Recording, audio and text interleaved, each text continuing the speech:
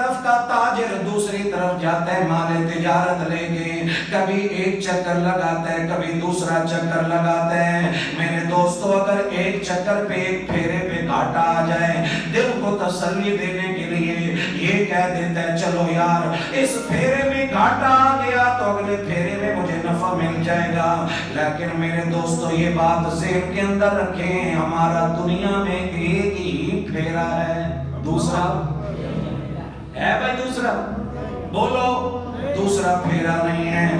اگر اس پھیرے میں گھاٹے کے اندر آ گئے، اللہ ہمیں اس گھاٹے سے بچائے، اللہ ہمیں اس نقصان سے بچائے، تو ہمیشہ ہمیشہ کے لیے گھاٹا ہے۔ اللہ رب العزت نے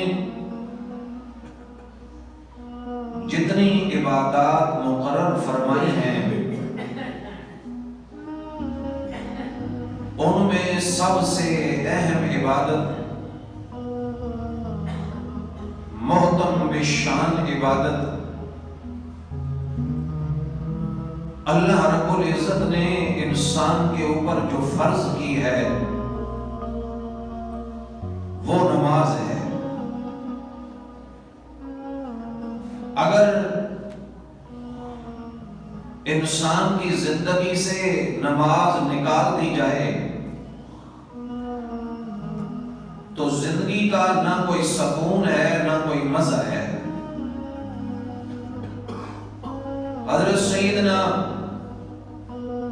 فاروق اعظم رضی اللہ تعالی عنہ پہ جب قاتلانہ حملہ ہوا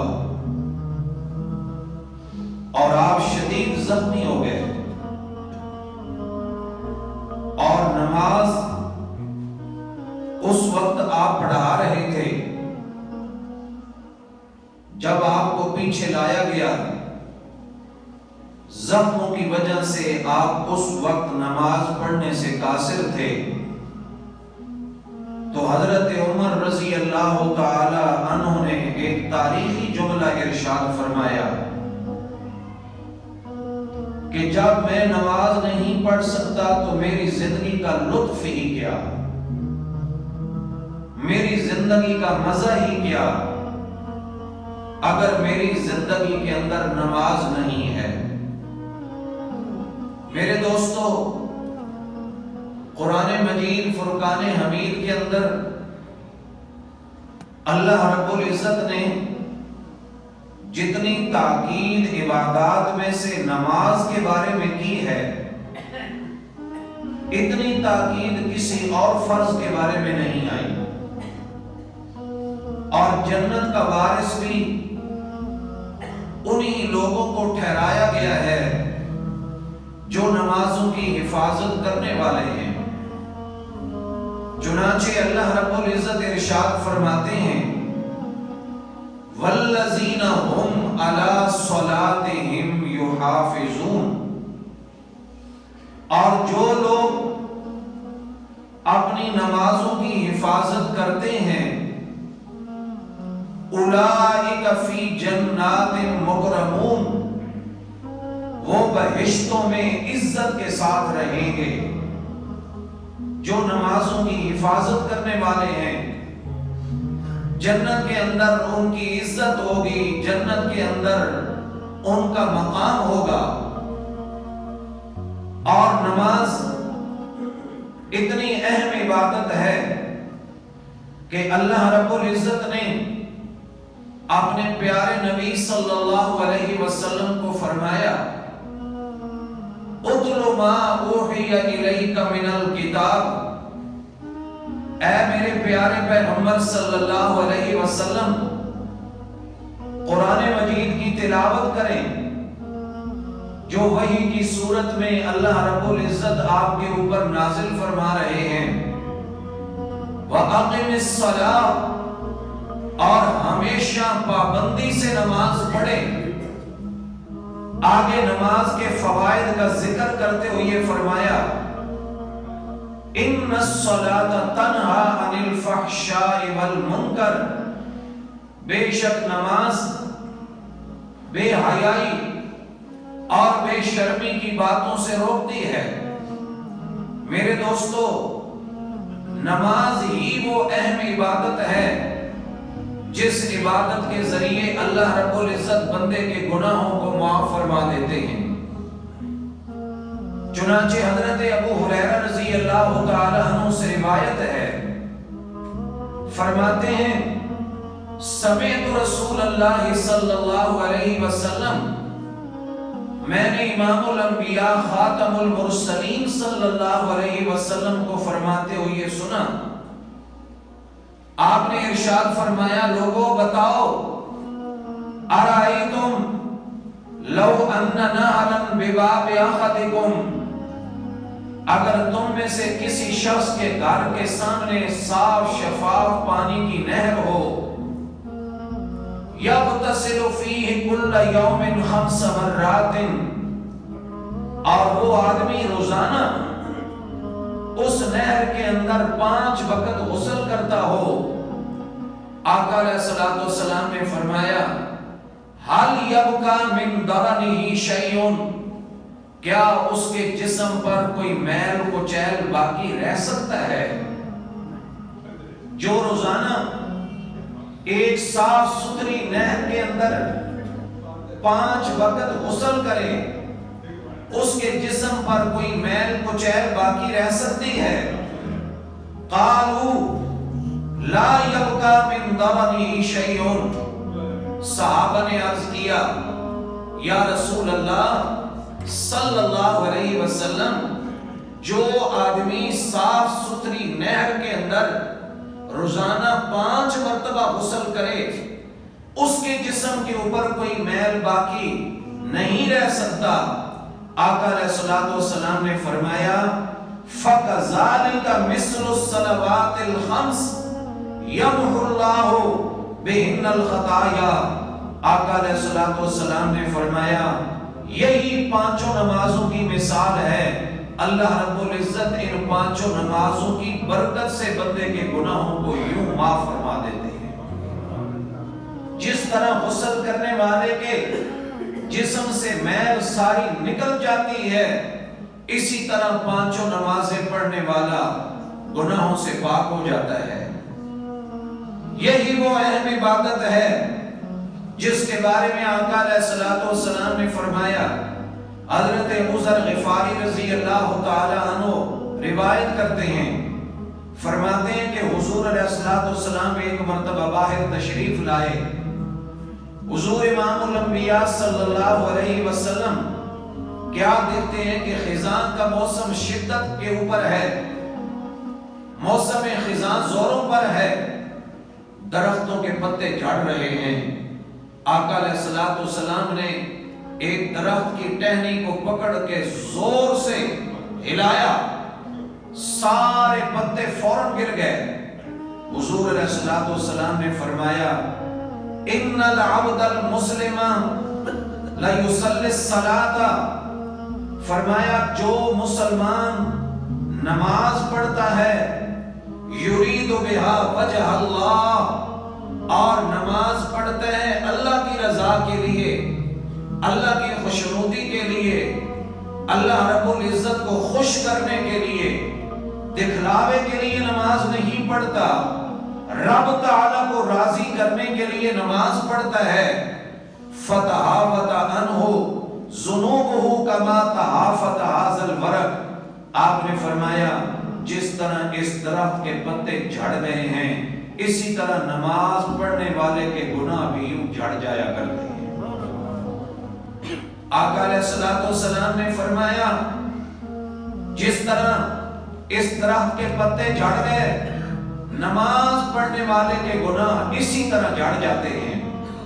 میرے دوستو، صحابہ کرام رضوان اللہ تعالی علیہم اجمعین اپنے دنیا کے مسئلے بھی اللہ رب العزت سے نماز کے ذریعے حل کروایا کرتے تھے، اور صحابہ کے نزدیک سب سے قیمتی چیز نماز تھی۔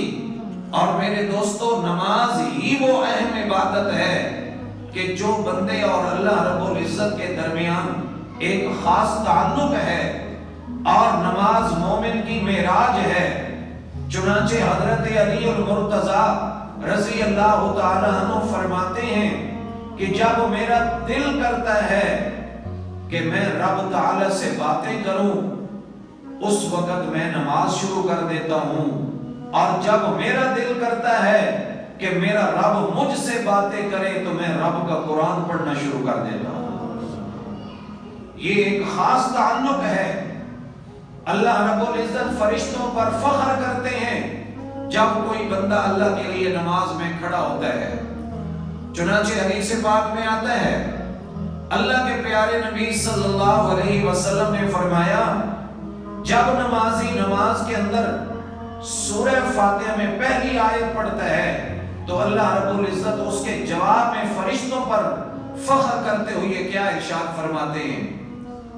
نمازی جب نماز کی حالت کے اندر کہتے ہیں الحمدللہ رب العالمین،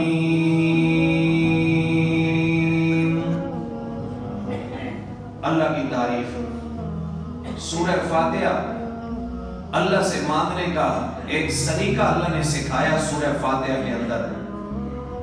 پورے قرآن کا خلاصہ سورۃ الفاتحہ ہے جو ہر نماز کے اندر پڑھی جاتی ہے۔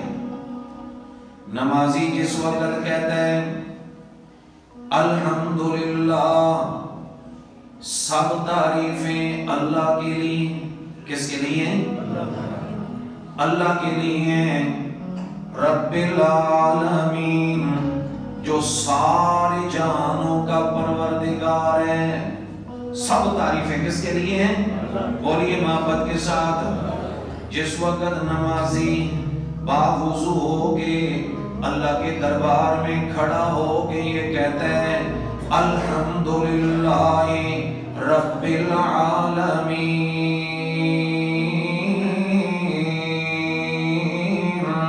اس وقت اللہ رب العزت اتنے خوش ہوتے ہیں کہ فرشتوں کے سامنے فخر کرتے ہوئے فرماتے ہیں میرے فرشتوں حمدنی عبدی، دیکھو یہ میرے بندے نے میری تعریف کی ہے، میرے بندے نے میری تعریف کی ہے، یہ میرا بندہ میری تعریف کر رہا ہے، حمدنی عبدی۔ اس کے بعد جب بندہ کہتا ہے الرحمن الرحیم، اللہ سب سے بڑا رحمان بھی ہے رحیم بھی ہے، اس وقت اللہ رب العزت جواب میں ارشاد فرماتے ہیں اثنا علی عبدی، میرے بندے نے میری تعریف کی ہے، میرے بندے نے میری۔ اللہ رب العزت بڑے خوش ہوتے ہیں، اللہ کریم فرماتے ہیں میرے بندے نے میری تعریف کی ہے۔ جس وقت بندہ کہتا ہے نماز میں مالک یوم الدین، وہ اللہ قیامت کے دن کا مالک ہے۔ اللہ کے نبی صلی اللہ علیہ وسلم نے فرمایا اس وقت فرشتوں کے سامنے فخر کرتے ہوئے اللہ رب العزت فرماتے ہیں مجدنی عبدی، میرے بندے نے میری بزرگی بیان فرمائی ہے۔ جس وقت بندہ کہتا ہے نماز میں ایاک نعبد و ایاک نستعین، مولا ہم تیری ہی عبادت کرتے ہیں اور تجھ ہی سے مدد مانگتے ہیں، اس وقت اللہ کریم فرماتے ہیں ھذا بینی و بین عبدی، یہ میرے اور میرے بندے کے درمیان ایک تعلق ہے کہ میرا بندہ اپنی مشکل گھڑی کے اندر پکارتا بھی مجھے ہے، فریادیں بھی میرے سامنے کرتا ہے۔ فرمایا مشکل گھڑی کے اندر میرے سامنے آ کے سجدہ ریز ہوتا ہے، میرے سامنے آ کے عاجزیاں زاریاں کرتا ہے۔ فرمایا یہ میرے اور میرے بندے کے درمیان ایک تعلق ہے۔ اس کے بعد جب بندہ کہتا ہے اہدنا الصراط المستقیم، اللہ رب العزت فخر کرتے ہوئے فرماتے ہیں فرشتوں کے سامنے آزان عبدی، یہ میرے بندے کے لیے ہے، یعنی یہ جو میرا بندہ صراط مستقیم کی دعا کر رہا ہے کہ یا اللہ مجھے صراط مستقیم پہ ہمیشہ کے لیے چلائے رکھنا، وَلِعَبْدِي مَا سَأَلَا، اور میرے بندے نے جو کچھ مجھ سے مانگا ہے میں نے اپنے بندے کو وہ عطا کر دی ہے۔ میرے دوستو انسان کی کتنی بڑی خوش قسمتی ہے کہ بندہ نماز میں سورہ فاتحہ کے اندر جو کچھ مانگ رہا ہے اللہ رب العزت فرماتے ہیں میرے بندے مانگنا تیرا کام ہے، عطا کر دینا میں اللہ کریم کا کام ہے، میں اللہ کریم نے تجھے دے دی ہے۔ میرے دوستو اگر ایک نماز کی قیمت کو دنیا کے حساب سے دیکھا جائے کوئی بندہ دنیا کی قیمت لگا نہیں سکتا۔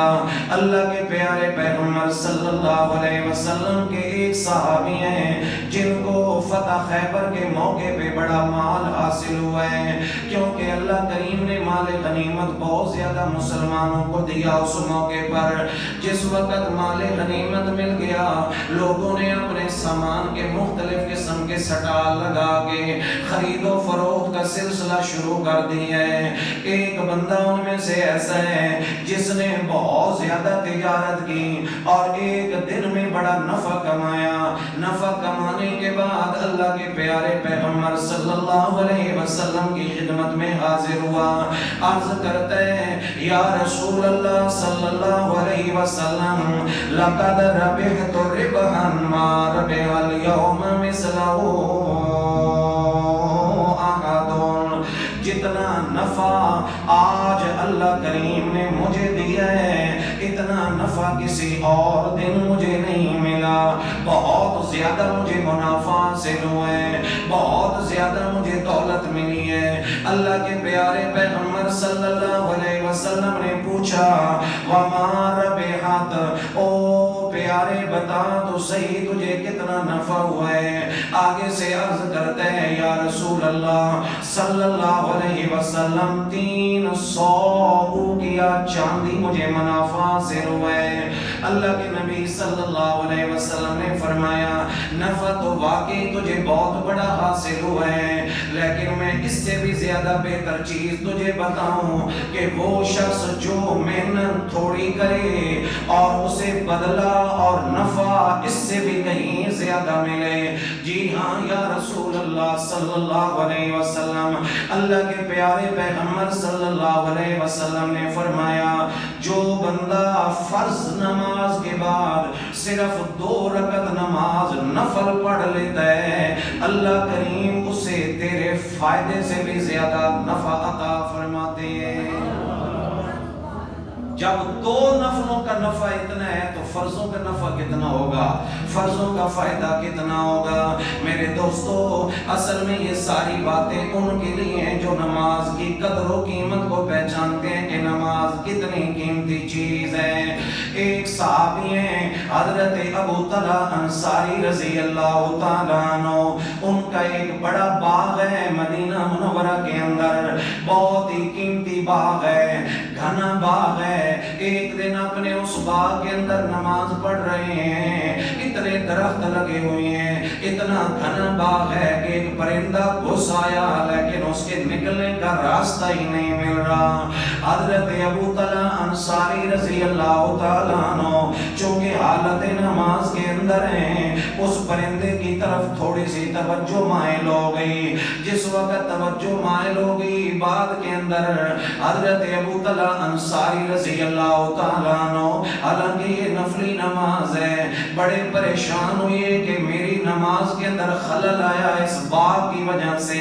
توجہ آ گئی کہ باغ کتنا گھنا ہے کہ یہاں سے پرندہ بھی نہیں نکل سکتا۔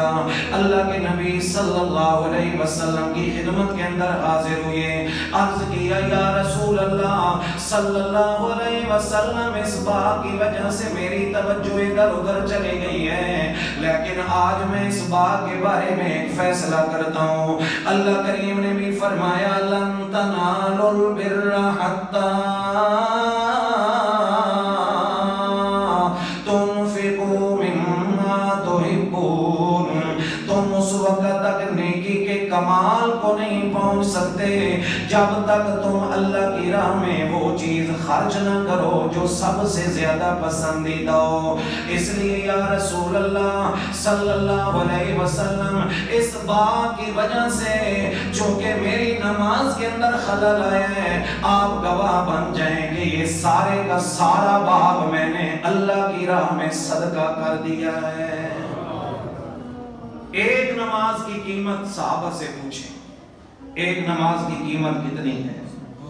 میرے دوستو آج آپ دیکھیں معمولی سر درد ہو ہم نماز چھوڑ دیتے ہیں، گھر کے اندر شادی کا فنکشن ہو 3 دن ساری نمازیں چھوڑ دیتے ہیں۔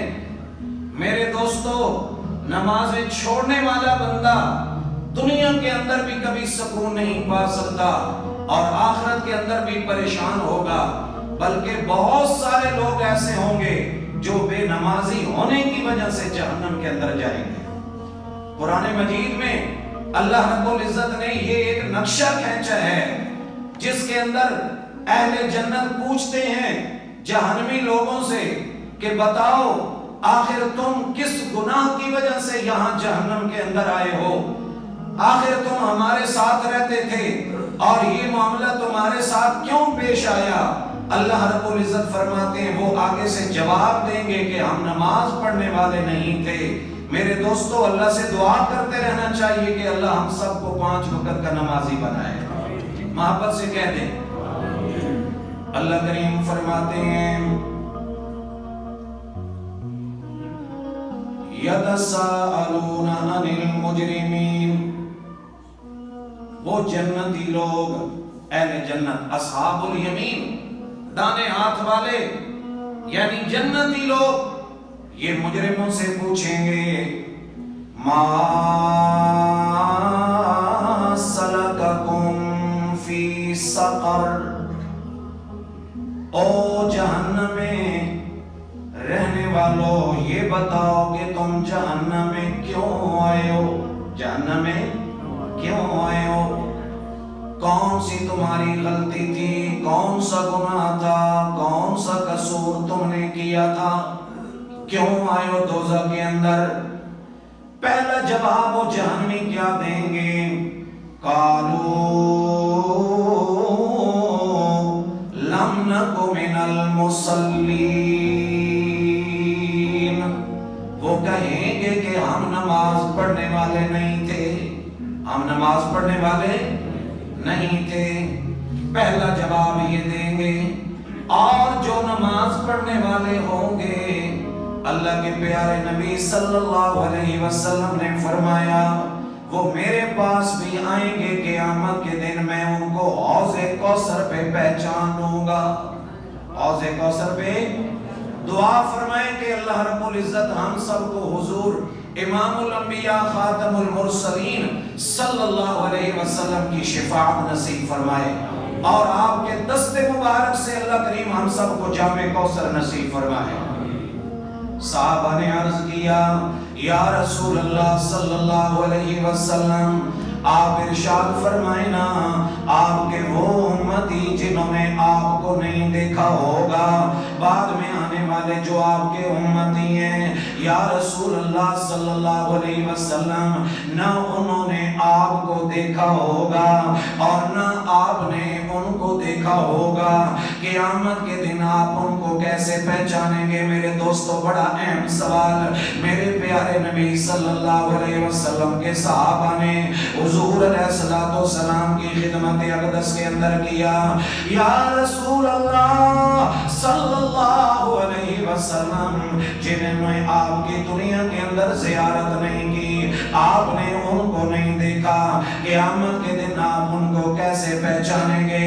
آمنہ کے لال صلی اللہ علیہ وسلم نے فرمایا جو میرے امتی ہوں گے میں ان کو پہچان لوں گا۔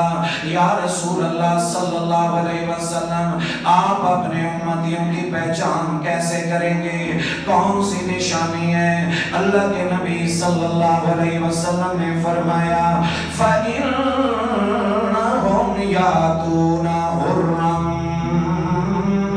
مُعَجَّلِينَ مِنَ الْوُضُوءِ، میرے امتی آئیں گے ان کی والی جگہیں اس طرح روشن ہوں گی جیسے 14ویں کا چاند روشن ہوتا ہے، ان کے وضو والی جگہیں چمک رہی ہوں گی۔ میرے پاس یہ نشانی ہوگی اپنے امتیوں کو پہچاننے کے لیے، جس طرح 5 کلیان گھوڑا 500 کی لائن میں بھی کھڑا ہو جائے تو دور سے بندہ پہچان لیتا ہے۔ آقا علیہ السلام نے فرمایا میں بھی ان کو سارے لوگوں میں سے پہچان لوں گا، جو اعضاء فرمایا جسم کے جو حصے وضو کے اندر دھوئے جاتے ہیں وہ اس دن کے قیامت کے دن چمک رہے ہوں گے، میں اسی چمک کی وجہ سے سمجھ جاؤں گا کہ یہ میرا امتی ہے۔